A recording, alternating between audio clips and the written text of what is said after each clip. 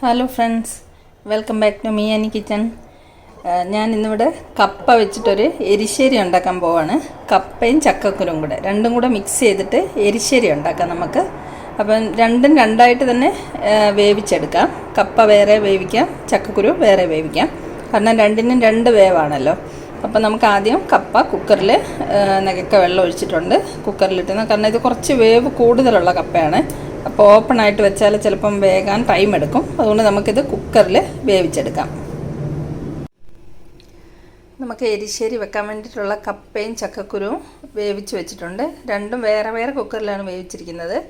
അപ്പോൾ ചക്കക്കുരുവിൻ്റെ ചുമന്ന തോല് ഞാൻ കളഞ്ഞിട്ടില്ല. അതുകൊണ്ട് ചക്കക്കുരു വെന്ത് കഴിഞ്ഞപ്പോൾ ഒരു ബ്രൗൺ കളറായിട്ടുണ്ട്. കുഴപ്പമില്ല. ഇനി ഇത് രണ്ടും നമുക്ക് ഉടച്ചെടുക്കണം നല്ലതുപോലെ. അപ്പോൾ ഇനിയിപ്പം ഇതിന് വേണ്ടിയിട്ടുള്ള നമുക്ക് അരപ്പ് തയ്യാറാക്കി കൊണ്ടുവരാം.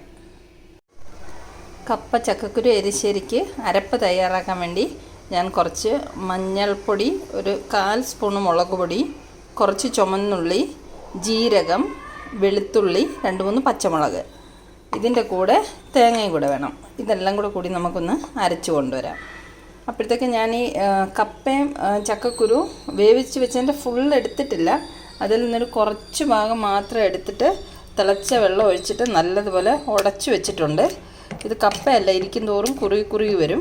അപ്പോൾ നമുക്ക് ചാറിന് ആവശ്യമുള്ള വെള്ളം കുറവാണെന്നുണ്ടെങ്കിൽ പിന്നെ ചൂടുവെള്ളം ഒഴിക്കേണ്ടി വരും. നമുക്കപ്പോഴത്തേക്ക് അരപ്പ് അരച്ച് കൊണ്ടുവരാം. അരച്ച് കൊണ്ടുവന്ന് നമുക്ക് കറിയിലേക്ക് ഒഴിച്ചു കൊടുക്കാം. പേസ്റ്റ് പോലെ അരയണ്ട, കുറച്ച് തരിതരിപ്പായിട്ടാണ് അരച്ചെടുക്കേണ്ടത്. ഇത് ഇതിലേക്ക് ഇട്ട് കൊടുക്കാം.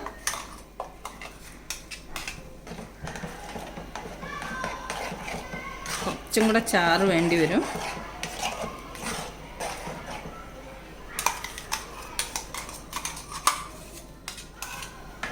നമുക്ക് ഈ മിക്സിയിൽ കുറച്ച് ചൂടുവെള്ളം കൂടെ ഒഴിച്ചിട്ട് കഴുകി ഇതിലേക്ക് ഒഴിക്കാം. ഞാൻ ഇവിടെ വെള്ളം തിളപ്പിച്ച് വെച്ചിട്ടുണ്ട്.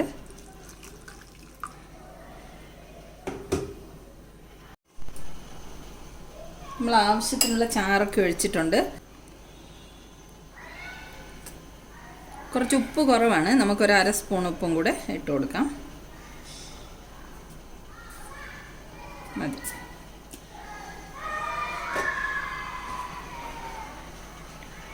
ഇളക്കി കൊടുക്കാം. അരപ്പൊക്കെ ഒന്ന് നല്ലതുപോലെ തിളച്ച് വരുന്നവരെ ഇങ്ങനെ ഇരിക്കട്ടെ. ഇനി നമുക്കിതിന് കടുക് വറുത്ത് ചേർക്കണം. കടുകും തേങ്ങാപ്പീരയും എല്ലാം വറുത്ത് ചേർക്കണം. അപ്പോൾ ഇതൊന്ന് ജസ്റ്റ് തിളച്ച് വരട്ടെ. നമുക്ക് എരിശ്ശേരിക്ക് കടുക് വറക്കാൻ വേണ്ടി ഒരു പാൻ അടുപ്പത്ത് വെച്ചിട്ട് എണ്ണ ഒഴിച്ചിട്ടുണ്ട്. കടുക് വറക്കാൻ ആവശ്യത്തിനുള്ള എണ്ണ ഒഴിച്ചിട്ടുണ്ട്. ഇനി അതിലേക്ക് നമുക്ക് കുറച്ച് അരി ഇട്ട് കൊടുക്കാം. ഞാൻ കടുക് ഇടുന്നില്ല, കടുകിന് പകരം അരിയാണ് ഇട്ട് കൊടുക്കുന്നത്.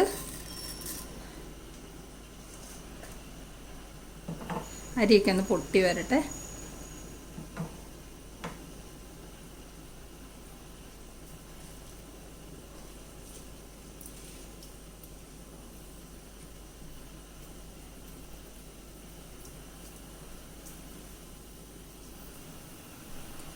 അരി പൊട്ടി വന്നിട്ടുണ്ട്. അതിലേക്കൊരു നമുക്ക് 2-3 ഉണക്കമുളക് ഇട്ട് കൊടുക്കാം.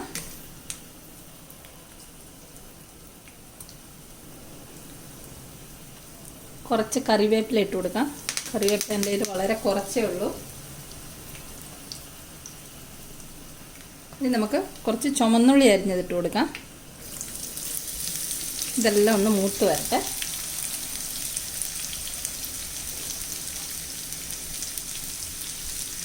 ഇളക്കി ഇതൊന്ന് മൂപ്പിച്ചെടുക്കാം.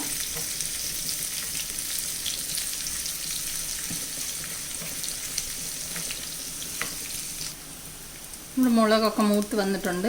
ഉള്ളിയൊക്കെ ഒന്ന് ചുമന്ന് വരാൻ തുടങ്ങിയിട്ടുണ്ട്. അപ്പം ഞാനിവിടെ ഉണ്ടാക്കുന്നത് വറുത്തെരിശ്ശേരിയാണ്.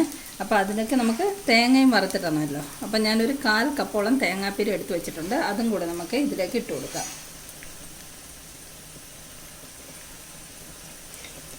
ഇത് നല്ലോണം ഒന്ന് ഇളക്കി കൊടുക്കാം. ഈ തേങ്ങ ഒന്ന് ചുമന്ന് വരുന്നത് വരെ മൂപ്പിക്കണം. എന്നിട്ട് വേണം നമുക്കിത് കറിയിലേക്ക് ചേർത്ത് കൊടുക്കാൻ.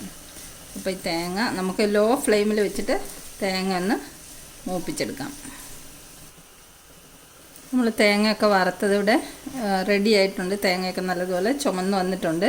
ഇനി നമുക്ക് ഫ്ലെയിം ഓഫ് ചെയ്യാം. ഓഫ് ചെയ്തിട്ട് ഇത് കറിയിലേക്ക് ഒഴിച്ചു കൊടുക്കാം. നമുക്ക് തേങ്ങ വറുത്തത് കറിയിലേക്ക് ചേർത്ത് കൊടുക്കാം.